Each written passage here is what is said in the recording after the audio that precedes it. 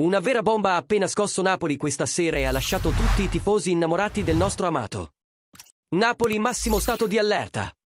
Siamo tornati con un nuovo aggiornamento speciale sul Club del Cuore, portandovi sempre le informazioni più fresche e rilevanti direttamente dai retroscena. Il nostro impegno è quello di tenervi informati su tutto ciò che può cambiare il corso della stagione.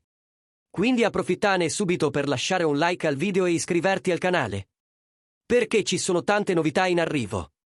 Questa volta l'argomento riguarda direttamente la situazione del portiere Alex Meret e le voci di mercato con l'Inter di Milano.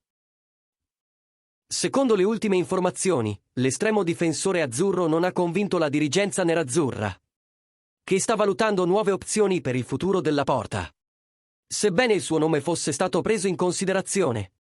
Il direttore sportivo Piero Ausilio preferisce altri profili, e tra questi spicca Elia Caprile, attualmente uno dei giovani portieri più promettenti del calcio italiano.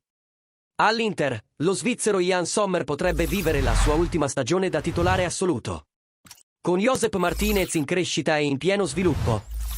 Marotta e Ausilio lavorano per trovare un nuovo compagno affidabile tra i pali per le prossime stagioni. L'idea è prepararsi da subito a una transizione sicura, senza correre rischi in un settore così delicato come la difesa.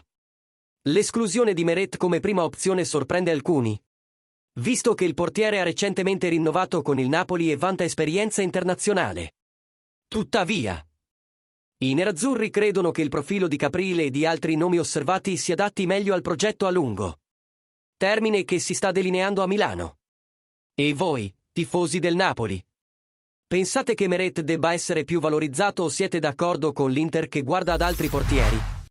Lasciate la vostra opinione nei commenti e inviate un super thanks per rafforzare ancora di più la nostra comunità azzurra.